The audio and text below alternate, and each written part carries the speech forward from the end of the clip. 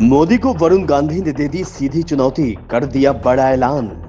चुनाव लड़ने के लिए वरुण ने खरीदा नामांकन।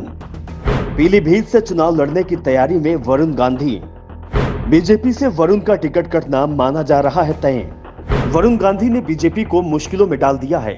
एक तरफ पीलीभीत सीट पर वरुण गांधी का दबदबा है, तो दूसरी तरफ पिछले 5 साल की उनकी बयानबाजी जो अपने ही पार्टी को मुसीबत में डालती रही है।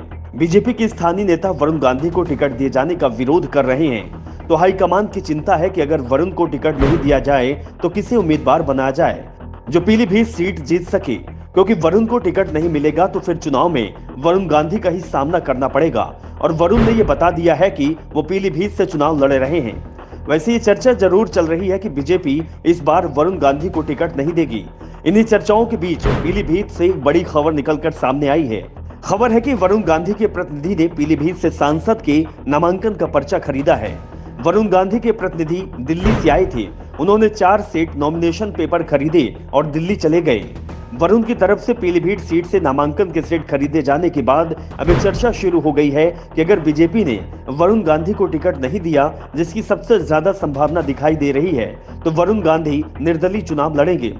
दरअसल यूपी की 80 लोकसभा सीट में से बीजेपी ने 51 सीट पर उम्मीदवार घोषित कर दिए हैं। 5 सीट बीजेपी अपने सहयोगी दलों के लिए छोड़ी है। इस तरह बीजेपी बाकी बची हुई 24 सीट पर बीजेपी को कैंडिडेट घोषित करना है। इस लिस्ट में पीलीभीत और कैसरगंज लोकसभा सीट पर भी शामिल है। उधर दिल्ली में बाकी बची सीटों पर उम्मीदवारों के चयन पर दिल्ली बीजेपी मुख्यालय पर लगातार बैठकों का दौर चल रहा है। बैठकों में जो जानकारी निकलकर सामने आ रही है और संकेत मिल रहे हैं कि बीजेपी पीलीभीत सीट से उम्मीदवार बदल सकती है। ऐसे में वरुण गांधी का टिकट कटना लगभग तय माना जा रहा है। दूसरी तरफ अगर वरुण सपा या कांग्रेस के सिंबल पर चुनाव लड़ते हैं तो बीजेपी को इसका नुकसान होगा। वरुण गांधी ने बगावत की तो बीजेपी संकट में फंस जाएगी, क्योंकि वो बीजेपी को अच्छी तरह से जान चुके हैं। वरुण की बगावत का असर पीलीभीत, सुल्तानपुर, अमेठी और रायबरेली सीट पर बल्कि पूरे प्रदेश में एक फिजा बनाने का काम करेगा। यही बीजेपी को सबसे ज्यादा नुकसान करेगा। वैसे सपा ने वरुण गांधी के लिए अपने दरवाजे खोल कर रखे हुए हैं। पिछले दिनों जब अखिलेश यादव ने सवाल किया था कि सपा वरुण गांधी को पीलीभीत से उम्मीदवार बनाएगी, तो अखिलेश यादव ने कहा था कि वरुण गांधी बीजेपी के सांसद हैं और ये बीजेपी का मसला है कि किसको टिकट देती है और किसको नहीं। हमारी कमेटी हर चीज पर विचार करती है।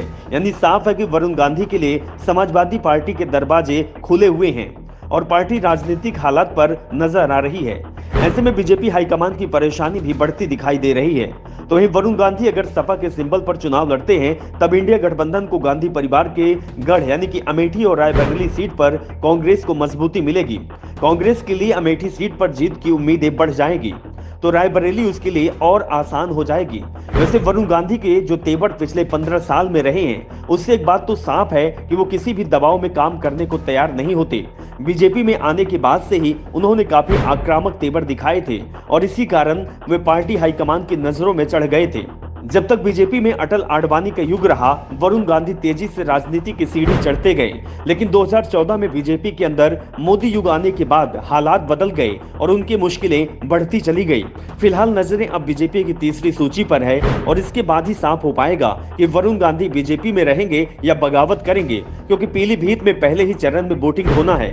Bureau report, the Dhakad news.